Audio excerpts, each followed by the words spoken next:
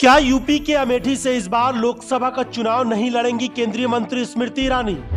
Party ticket नहीं देगी या चुनाव हारने के डर से अमेठी से खुद ही स्मृति ईरानी चुनाव नहीं लड़ेंगी? सब जानते हैं कि दिल्ली की सत्ता का रास्ता यूपी से होकर जाता है। ऐसे में बीजेपी का पूरा फोकस यूपी पर है। 80 में से 70 सीटें लाने के सपने देख रही है बीजेपी। ऐसे में उन सांसदों के टिकट काट रही है पार्टी जहां से उनके जीतने की उम्मीदें बहुत कम है। इस मिशन के तहत 2024 के लोकसभा चुनाव में बीजेपी 18 मौजूदा सांसदों के टिकट काट सकती है। ऐसे में अमेठी भी एक ऐसी सीट है जहां से बीजेपी को जीतने की उम्मीदें बहुत कम है। इस बीच राहुल गांधी की भारत जोड़ो न्याय यात्रा अमेठी से होकर भी गुजरने वाली है।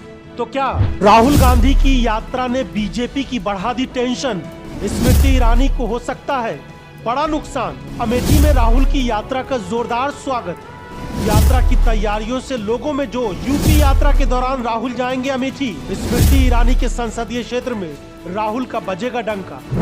कांग्रेस नेता राहुल गांधी की भारत जोड़ो न्याय यात्रा को मीडिया में भले ही बड़ी कवरेज नहीं मिल रही हो, लेकिन राहुल की यात्रा ने बीजेपी को टेंशन में डाला हुआ है। अब राहुल गांधी की इस यात्रा से स्मृति ईरानी की भी टेंशन बढ़ने वाली है। भारत जोड़ो न्याय यात्रा 19 फरवरी को स्मृति ईरानी के संसदीय क्षेत्र अमेठी पहुंच रही है। यहां रिजर्व पुलिस लाइन अमेठी से यात्रा शुरू होकर जिला कांग्रेस कमेटी कार्यालय गौरीगंज पहुंचेगी और फिर बाबूगंज में एक बड़ी जनसभा होगी।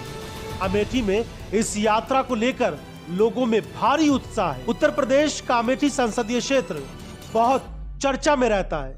अमेठी में राहुल की यात्रा इसलिए भी खास है कि यहां से इंडिया गठबंधन का कोई मजबूत उम्मीदवार मैदान में उतरेगा। कहा यह भी जा रहा है कि यहां से गठबंधन के उम्मीदवार के तौर पर वरुण गांधी चुनाव लड़ सकते हैं। वरुण गांधी इस समय भाजपा के सांसद हैं। अगर ऐसा हुआ तो यह स्मृति ईरानी के लिए बहुत बुरी खबर होगी। राहुल गांधी की भारत जोड़ो न्याय यात्रा उत्तर प्रदेश में 7 दिनों की यात्रा करेगी। इस दौरान राहुल गांधी 785 किलोमीटर का सफर तय करेंगे और 13 जिलों में 15 जनसभाओं को भी संबोधित करेंगे।